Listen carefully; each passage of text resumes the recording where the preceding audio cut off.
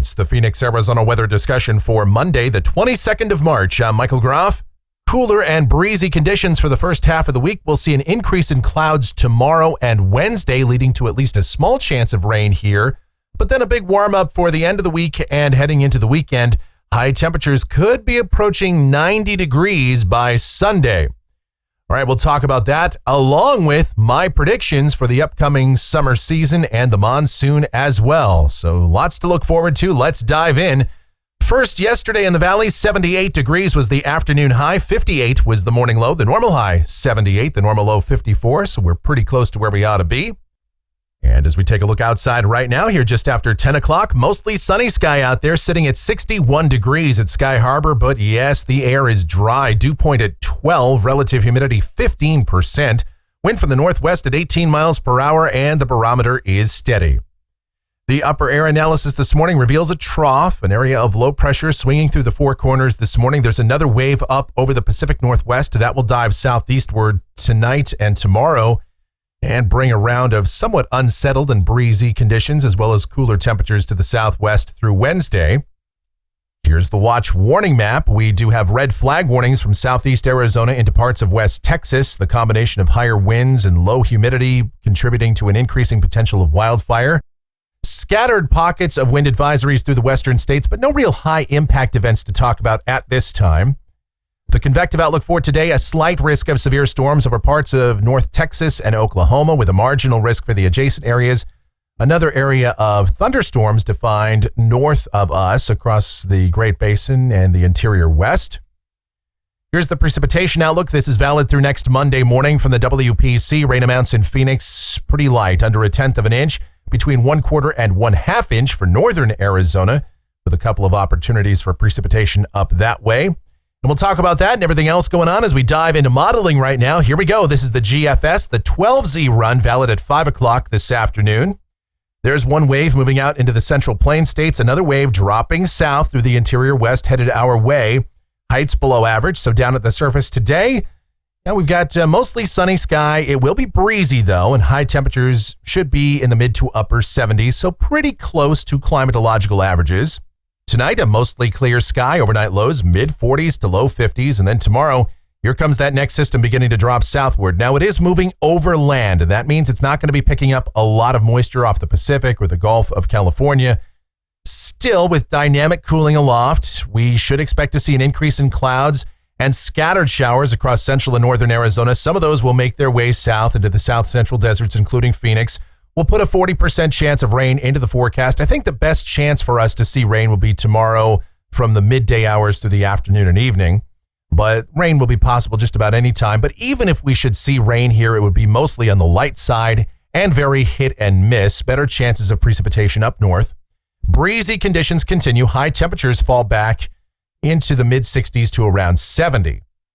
All right, now here we go to Wednesday. Again, partly sunny. Still a chance at some showers as this system begins to depart. I'd say best chance of rain in the morning, but only about a 20% chance we'll see anything here in Phoenix. High temperatures, upper 60s and low 70s. And then as we go to Thursday, that starts to move out of here, and we should start to warm up. High temperatures climbing back up several degrees. And here we go to Friday. There's another follow-up wave that could skirt across northern Arizona. The models have been flip-flopping on this feature just a little bit. Some of them are much more robust with moisture and much deeper with this system. But for now, just a few clouds, maybe some breezy conditions, maybe a small chance of a shower up north. High temperatures should continue to moderate, though. We'd be pretty close to 80 on Friday.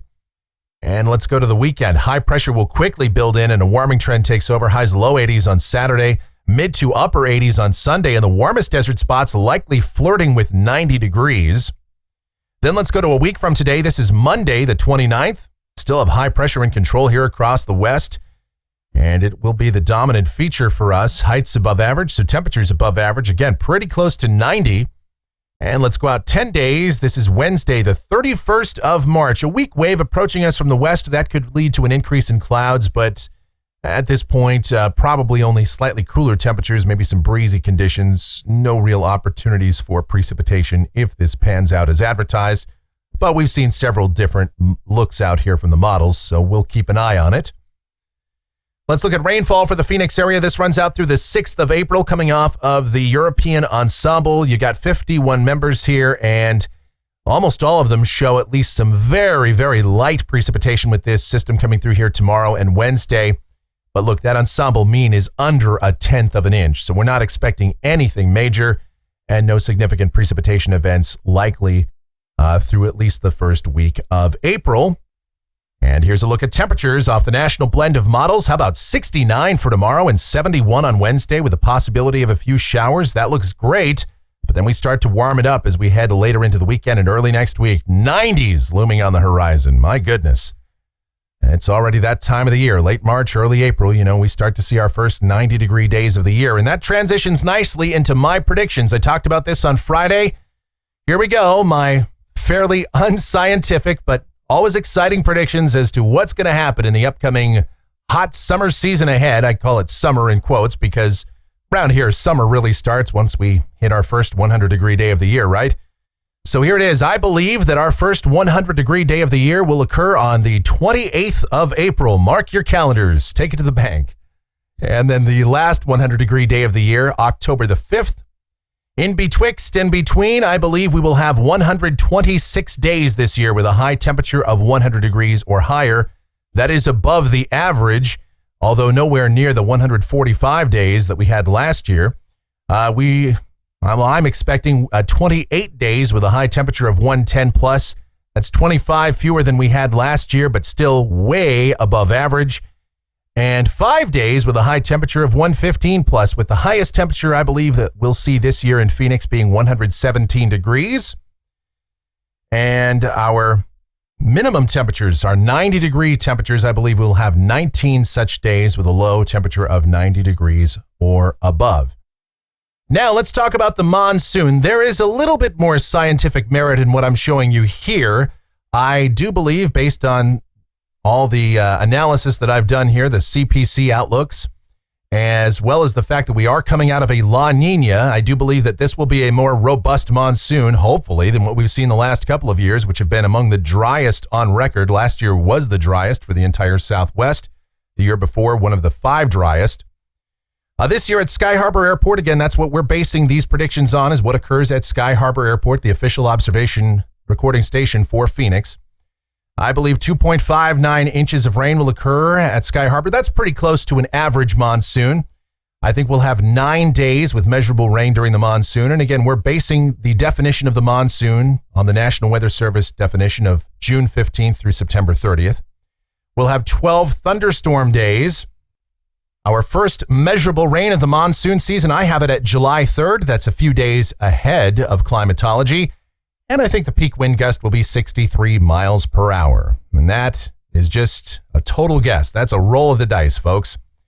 And if you think that you can nail these predictions better than I can, and there's a very good chance that you will, I want to hear your predictions. So please leave those in the comments or send them to my email address. And who knows, maybe this isn't an official contest, but I don't know, whoever gets the closest, maybe we'll have some kind of a reward, a prize, a gift card, I don't know, something. Nothing set in stone yet, or we'll do a drawing. Why not? Let's make it fun. All right. So let's see your predictions for the upcoming season, the monsoon, temperatures, all this, or anything I didn't include in here. Feel free to offer up your prediction as well.